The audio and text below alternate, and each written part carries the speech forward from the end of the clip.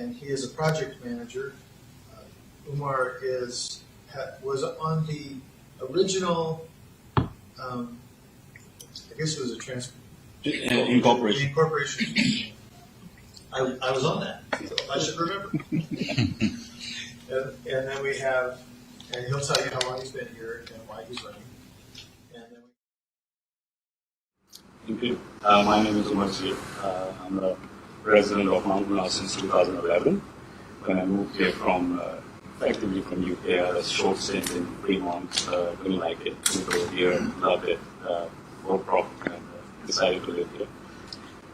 Live here with my wife and 3 kids, 1 son, 2 daughters. My daughters are in high school, son is graduated, taking a gap year, enjoying himself right now. But I'm kind of getting him into business. So in my day job, I work for a tech company. I'm a VP product management. And I'm an entrepreneur as well. I run a local business inside of Mountain House. I love this community.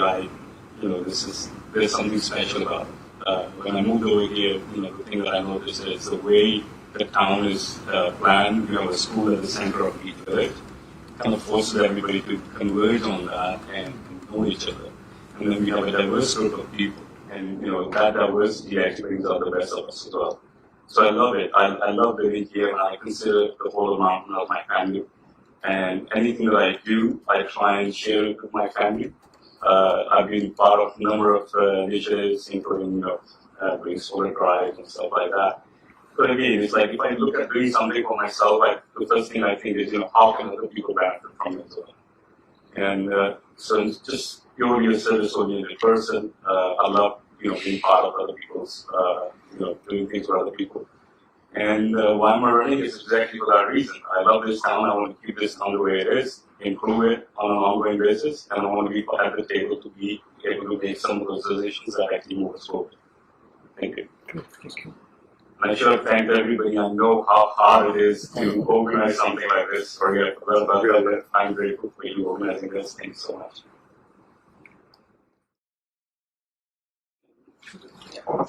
So I think I'll start with basically just out of the bat. I think we need to acknowledge that Mountain House is a pretty safe city compared to many others. And that's a credit to the basic system board. My friend Danny sitting over there, he ran basically the program to get cameras in town. So really appreciative of that. So that has helped a lot. Is it safe enough? I mean, you should always look to improve. So there is always room for improvement. I think we need more policing in Mountain House. Personally, I believe we are kind of shortchanged on that from the county. I don't know until I look into the details, but that's a perception. That's my perception right now. As far as road safety is concerned, there's multiple aspects to that. There's road safety, people zipping around, people are speeding inside the town, so that is a concern. Some areas near schools, we've actually put speed bumps. Speed bumps go so far. Personally, I don't like speed bumps because it's a collective punishment for everybody. I would prefer that we find a way of finding the offenders, ticketing them, and discouraging people from speeding that way, rather than punishing everybody with speed bumps. And even those of us who are actually decent on the roads, we have to suffer the same consequences.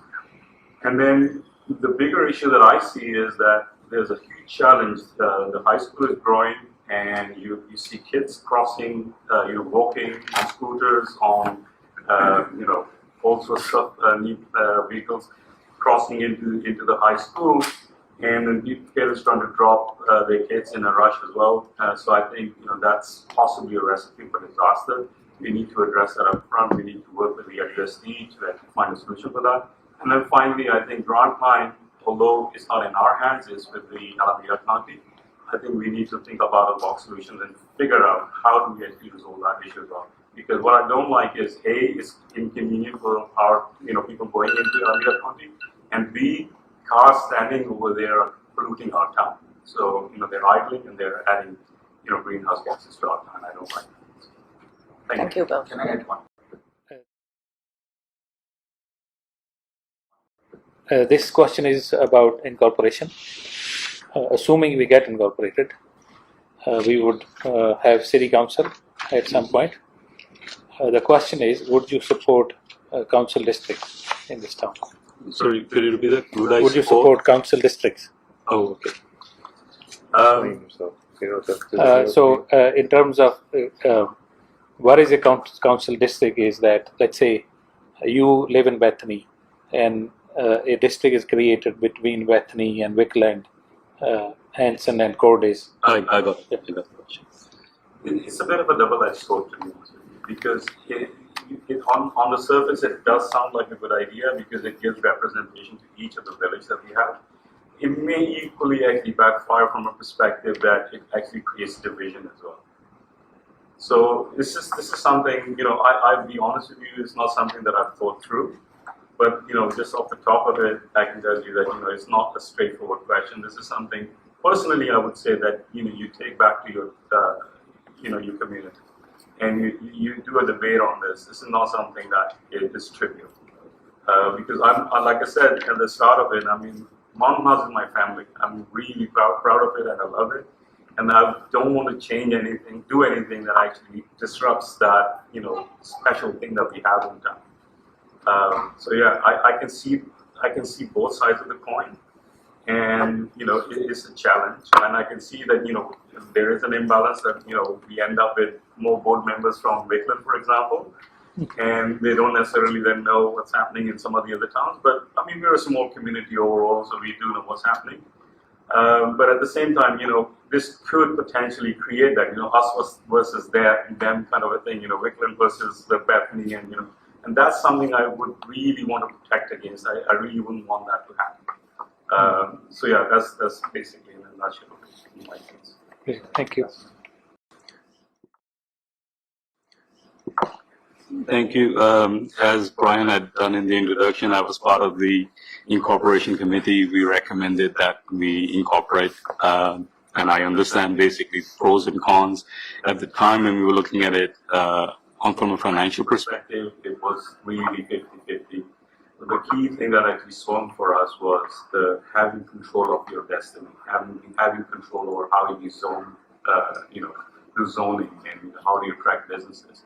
So, and now as we look at it, I think the financials are much in favor of incorporation. My understanding is the board is already moved forward with it. I read a LAFCO report this morning, and I think there was nothing negative in there. So they're, it's positive from that front as well. So yeah, absolutely, we should incorporate. But we do need to understand that it's not a magic pill. So there is still a lot of things that we are then taking on a lot more responsibility as well, and it actually creates a bigger risk for us from an insolvency point of view as well. So that's something that we need to be mindful of. But I think on a whole, we should definitely move forward, and we are moving forward, which is a good thing. I'll just take, since I have a little bit of time, I'll address some of the other questions that were made. I think the tree issue is real. I was walking this morning, and I've seen, in Wickland alone, I think about 6 or 7 places dug up where they're actually fixing sprinklers. So it's a real issue. We need to probably get somebody technical who can help us with that. And then on the debt side, I think, I just want to echo what Manny said. We've done a good job when the interest rates were down. We refinanced, and that's done a good job for us from a town perspective. So kudos to the team and the management on that as well. Thank you.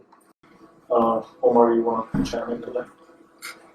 So just off the bat, I'll just share that I have a conflict of interest because the other group that Manny's mentioning, I'm the president of that organization. Right. And yeah, I mean, that was born out of the fact that the community needs a facility. We don't have it. So as a non-profit organization, we struggle renting out facilities at the USD. They're always challenged with availability of custodians. Even if the property is available, it's just sitting there, and we can't utilize it. And there's so many activities that we want to do, and we want to do. That's those challenges. And those are real challenges. Not really anybody at fault. It's just the reality of life. And so this was an opportunity, and as part of that nonprofit, we worked with the CSD board and put a proposal see if we can actually bring it to bring it in service quicker for our community. And the idea was that we would do exactly what the CSD wanted to do in the first place. We would effectively underwrite the liability on it, but the cost that is going to take for improving the facility, making it ready to be used from a legal perspective. So yeah, that's still on the table. That's still going on, and like I said, there's a conflict of interest. The good thing is that moving forward, that conflict of interest will go away because hopefully passing the baton from that organization to another organization. So it's not going to be an issue, but I'm still going to be passionate about bringing that property online so that we can use it. I've spoken to Umar earlier on.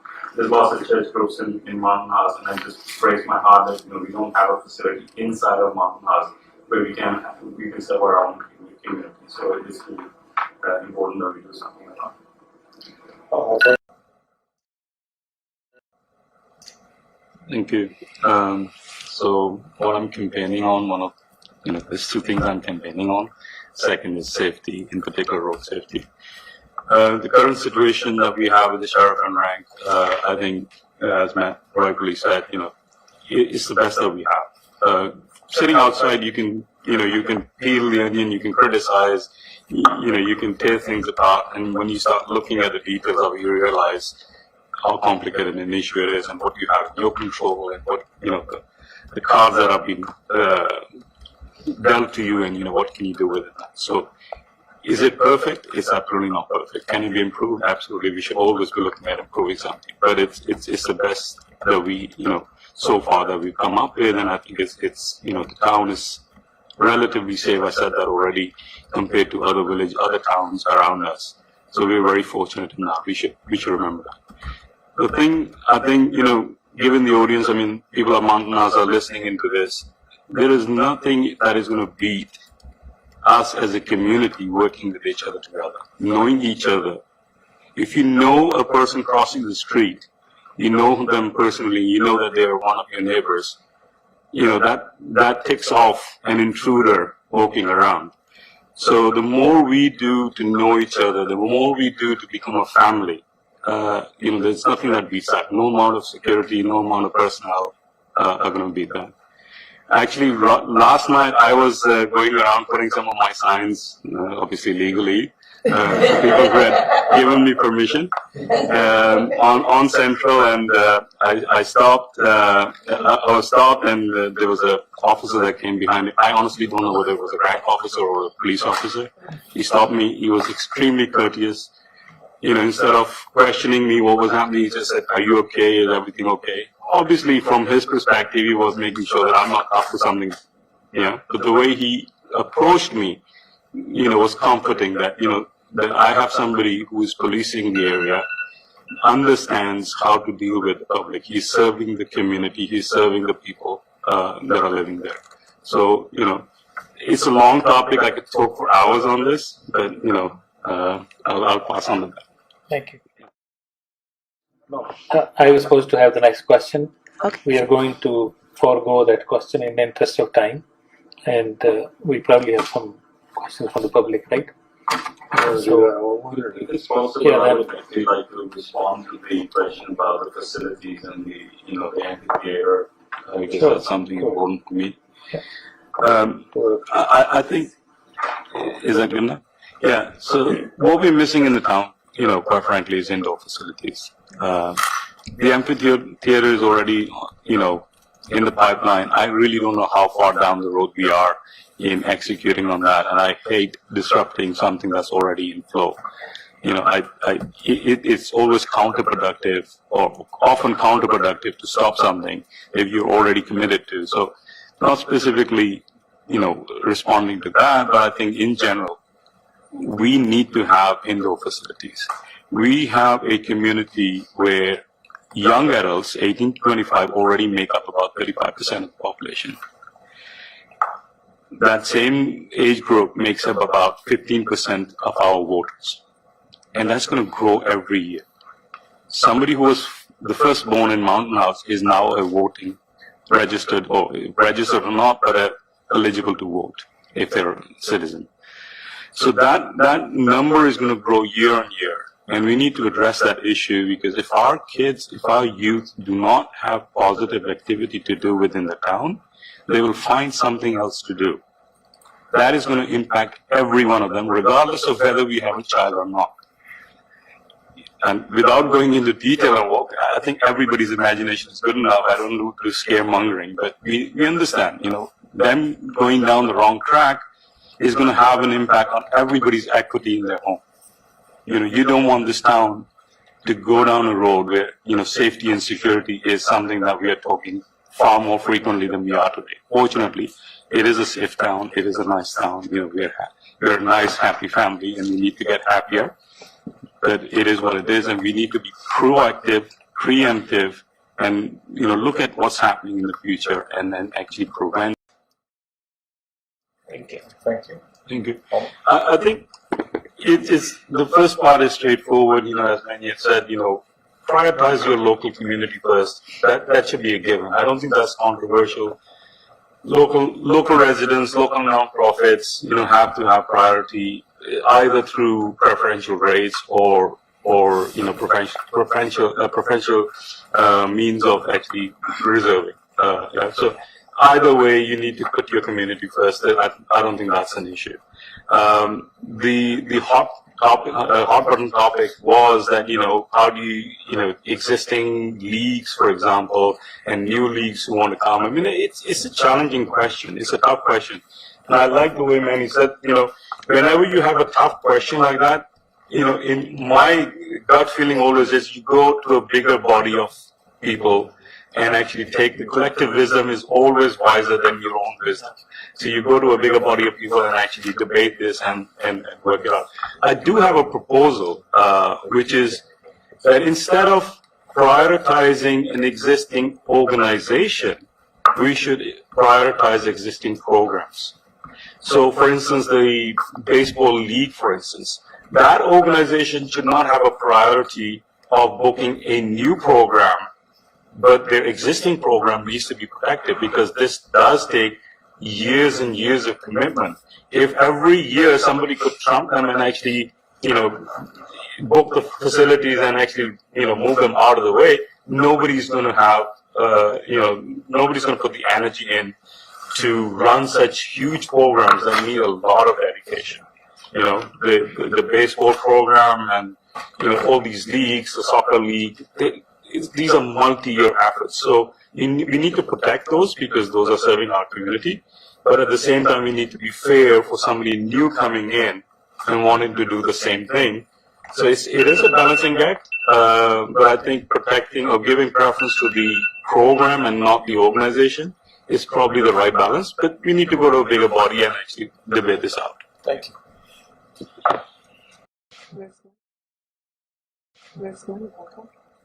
The budget has, the budget has to, approve from the. 1 minute. So, You and then Matt, I think also. So interestingly, it's actually something that part of an organization that I am, I try to make it happen. I don't think this is something that is the CSD's remit. It's a commercial thing more than anything else. We were in the process of actually acquiring a building, and part of the financial modeling was that, there was already a dentist in that building. I mean, there's not that many buildings in Mountain, so you can figure out what I'm talking about. And we wanted an urgent care right next to the dentist. That was a natural thing, and we were looking at it from exactly that purpose, that, it was a building that we were looking to acquire from a religious perspective. We wanted actually it to be a multi-religious, multi-faith center eventually, and part of the building to be occupied by either a gym at the bottom and the top floor. They already have a dentist, and we were looking at actually we were actively talking to people who run urgent cares and also booking that. So I think this is a commercial thing. Is the commercial viability is there, which I think it is there. It's just that we don't have space. We have these warehouses. Maybe we need to look at and explore that. But I think that is something we need to do as a community and not necessarily as a CSD, because of the limitations of the power that the CSD has today. Right. All right. So this is kind of like bringing it back to one of the other questions. But what do you do? What do you plan to do to improve after-school youth activities? If you have any plans for that. You want to have everybody answer that, or you're directing that somewhere? Umar and Asif. I'd love to answer that. Obviously, running on the platform is first. Is it still recorded? We're still, we lost our Wi-Fi because I guess they turned it off at 9 o'clock. Maybe the CSD board can have a say in fixing that.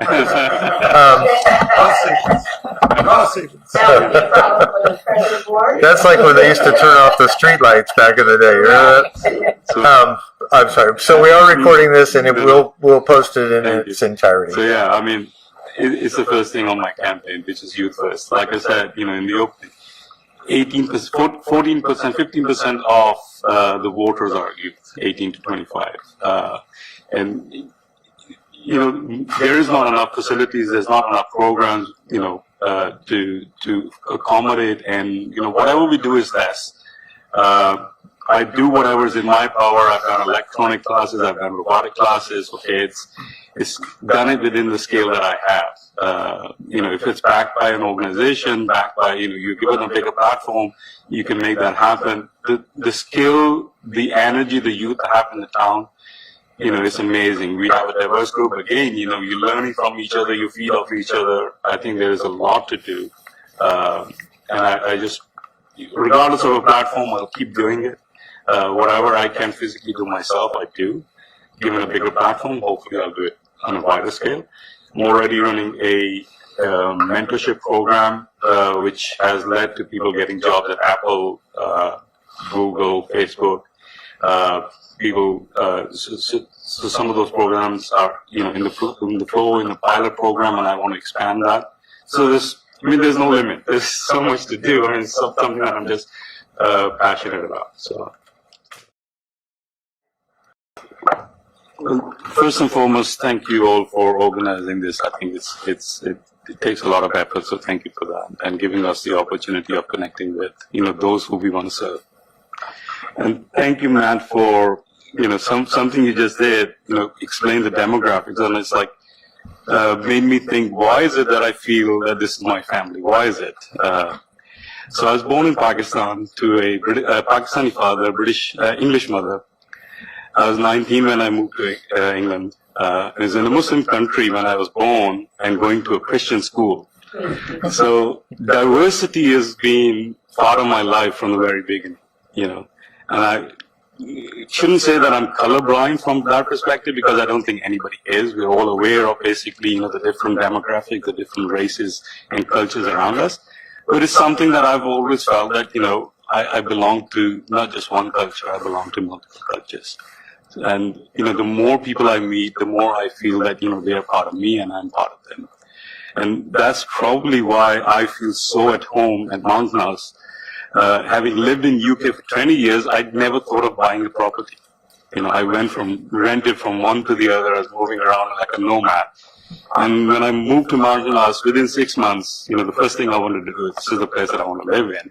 I ended up buying a property, and here I am 11 years on. So this is my family, this is my, this is what I call home. I want to serve this home. I want to do the best that I can do. I've always tried my best. I have offered everything that I have, whether that's something that I have physically or knowledge.